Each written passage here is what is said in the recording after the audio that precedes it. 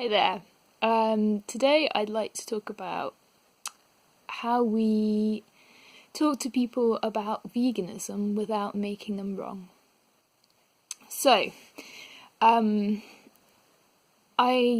think that the tool of nonviolent communication could be very useful in vegan activism, or any activism, or any part of your life, really. And I believe this to be so because oftentimes it's a bit hit and miss as an activist as to whether someone can hear you or not. And that's because at the level of concepts and ideas, we're all very different and we have lots of varying perceptions and lots of different belief systems and conditioning. So at that level it can be very hard to meet each other. So nonviolent communication is really about meeting each other at the level of feelings and needs instead of thoughts and words. So what that looks like is if someone were telling you all the reasons why it would be impossible for them to be vegan, you would, to the best of your ability, not hear beyond. You would try and hear beyond the language, the thoughts and the words, and the analysis of everything to what is that person feeling and needing in this moment, because that's universal. So if they're feeling frustration, well, you know what it feels like to be frustrated. If they're feeling anger and fear or whatever that might be going on in them, you will be able to empathise with that experience because, these are universal feelings. And then it's good to try and decide in that moment what that person is needing. Are they just wanting someone to hear them?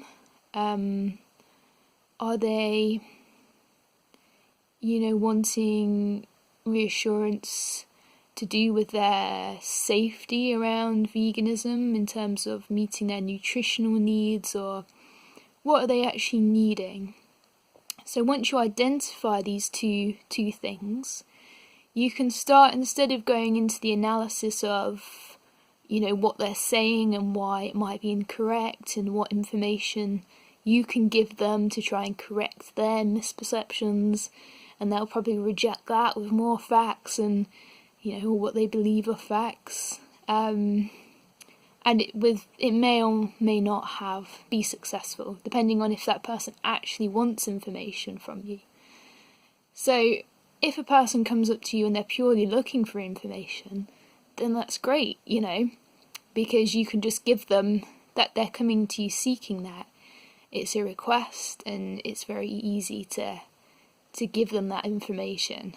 But often people come up to you with different needs than that. And identifying them and connecting on that level first can really open up the possibility, I think, to people hearing what information you can actually give them. So I think making this primary connection could have a huge effect on whether people can hear you as an activist. So if someone's talking to you about veganism and they're expressing all the ways in which it's not right for them, or perhaps not right for the whole of humanity even, you can see, just try and start brainstorming in terms of what they might be feeling in that moment, and then offer, if when they're finished talking, offer what you think they might be feeling.